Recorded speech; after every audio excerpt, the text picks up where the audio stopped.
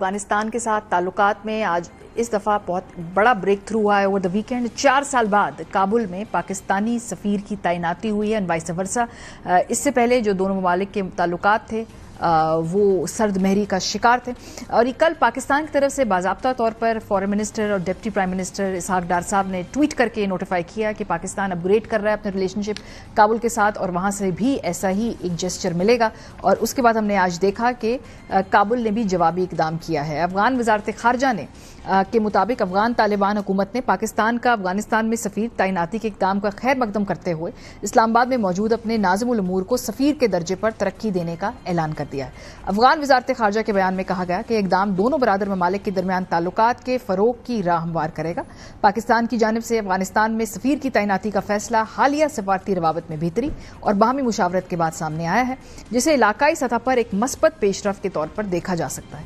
سفارتی ذرائع کے مطابق دونوں ممالک کے درمیان سفارتی سطح پر یہ پیش رفت تجارتی، سیکیورٹی اور مہاجرین جیسے اہم معاملات پر براہ راست بات چیت کے دوران جو دروازے ہیں وہ کھولنے میں معاون بھی ثابت ہو سکتی ہے۔ اس کے علاوہ افغان وزیر خارجہ امیر خان متقی اگلے چند دنوں میں پاکستان کے دورے کے اوپر بھی آ رہے ہیں۔ 21 مئی کو یاد رہے ایک تصویر بیجنگ سے جاری ہوئی تھی جس کے اندر تینوں فارن منسٹر پاکستان، افغانستان اور چین کے کھڑے تھے اور اظہار یکجہتی کر رہے تھے، اور اس کی فوٹیج بھی، ویڈیو بھی آپ دیکھ سکتے ہیں۔ کافی تشویش اس سے ہم نے دیکھا دنیا بھر میں مختلف سفارت خانوں میں پھیلی۔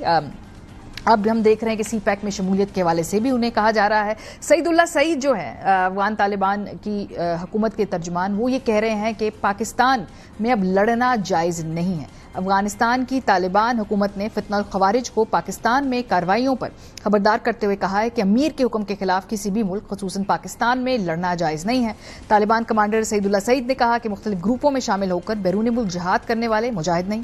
انہوں نے کہا کہ جہاد کا اعلان یا اجازت صرف ریاستی امیر کا اختیار ہوتا ہے، کسی گروہ یا فرد کا نہیں۔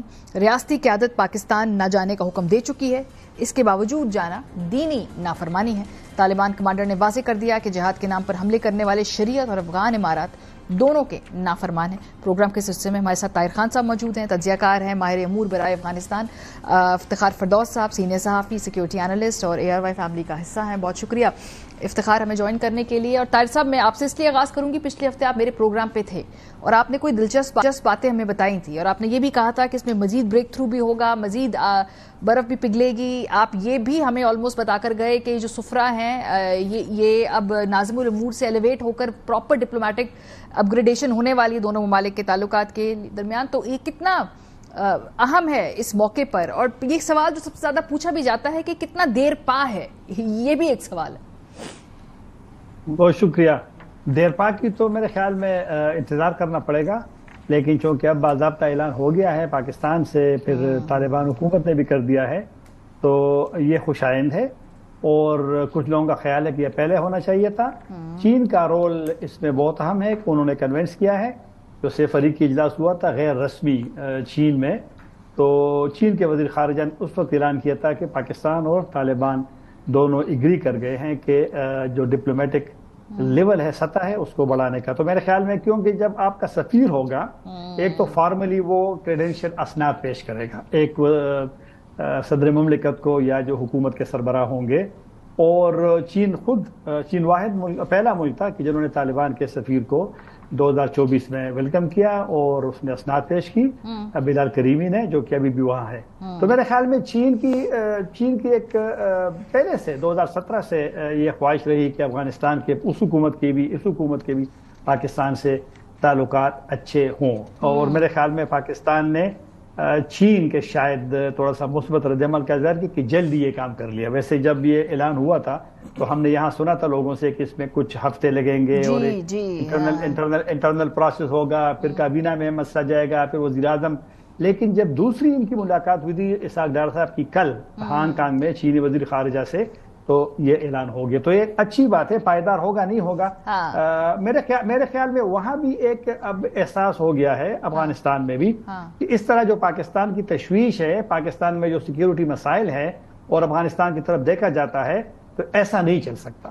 تو ان کو بھی شاید احساس ہو گیا ہے، اور کچھ سٹیپس انہوں نے ایسے لیے ہیں کہ پاکستان شاید مطمئن ہو یہ جو آپ نے کمانڈر سعید کی بات کی ہے، ویسے نئی بات نہیں ہے۔ 2023 میں اگست میں ایک فتویٰ جاری ہوا تھا افغانستان کے جو دارالفتاح ہے جہاں سے فتوے جاری ہوتے ہیں، اور امیر کی اپروول تھی، کیونکہ اس فتوے کی 36 صفحہ میں نے پڑھا ہے، وہ اس میں جو شروع والا ابتدائیہ ہے وہ امیر نے لکھا ہے۔ تو اس میں یہ بنیادی طور پہ کہ باہر جو لگ جائیں گے وہ جہاد نہیں ہے، وہ جنگ ہے، اور یہ مسلسل طالبان رہنما کہتے رہے، تو جو دوبارہ اگر چند دن پہلے دوبارہ کہا گیا تو اس کا مطلب یہی میں لیتا ہوں کہ شاید جو فتویٰ تھا اس پہ کچھ افغان طالبان عمل نہیں کر رہے ہیں، اور اس کو ری انفورس کیا جا رہا ہے، اور ایک میسج دیا ہے ان لوگوں کو کہ وہ آپ اگر جائیں گے تو مشکلات ہو سکتے ہیں ان کے لیے۔ صحیح۔